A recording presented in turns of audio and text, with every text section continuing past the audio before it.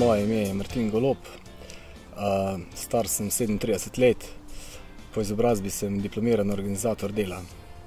Naša kmetija je družinska kmetija, tukaj živi 4 generacije, se pravi moja babica, oče in pa midva s partnerko ter najini otroci.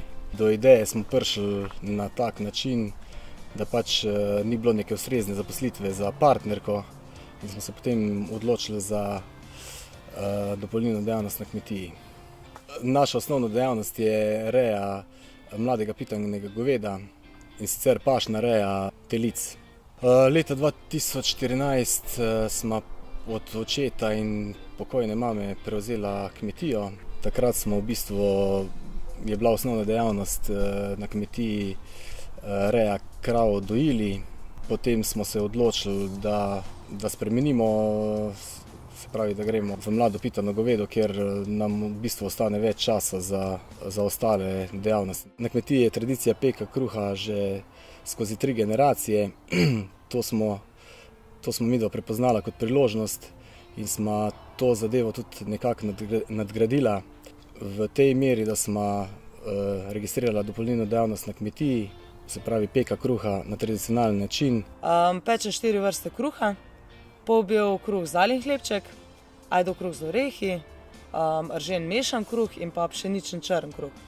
Zdaj na to idejo za peko kruha na tradicionalen način smo v bistvu prišli na podlagi tega, da se je s tem ukvarjala že moja tašča in smo v bistvu pol nekako sem jaz začela razmišljati tudi v bistvu oba dva, no, da bomo doma skozi imeli domač kruh. Naučila me je babica njegova peči kruh v krušni peči, pokazala mi je vse, kako se kaj dela, kako je v bistvu treba sploh testo zamesiti, vse postopke mi je pokazala. Potem so bile pa v bistvu določene stvari, ki mi jih je tudi on v bistvu, da mi je bilo delo olajšano, no, tako bom rekla. V bistvu on določene ideje dobil, ko mi je izboljšal stvari, od tega mešalca za testo do vozička, ko devam gor tele hlebce za vzhajanje, pa pol, ko se hladijo. Jaz sem rekla, da grem prav to tradicionalno varianto, no, brez kakršnih koli dodatkov pa tega, v bistvu po receptu naših babic.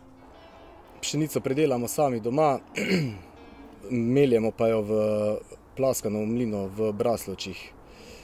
Tudi drva za kurjavo pridelamo v glavnem doma. Se pravi, sama ideja inovativna je pa to. Včasih so se delali hlebi kruha veliki po 2 kili in več, danes pa vemo, da to ni trend.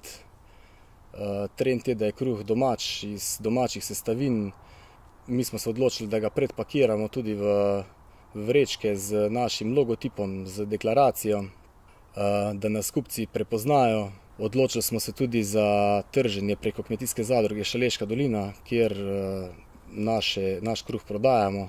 Inovativni mladi kmet sem zato, ker sem prepoznal neko priložnost v peki kruha, se pravi domačega kruha, takega kot je naš, brez konzervansov ga ni mogoče kupiti v neki klasični pekarni, ne. Ja, motivacijo za delo mi dajo pač določeni uspehi, ko jih dosežemo. Ne nazadnje ti pa mora biti kmetijstvo skoraj prej hobi, kot pa neko težko garaško delo, no.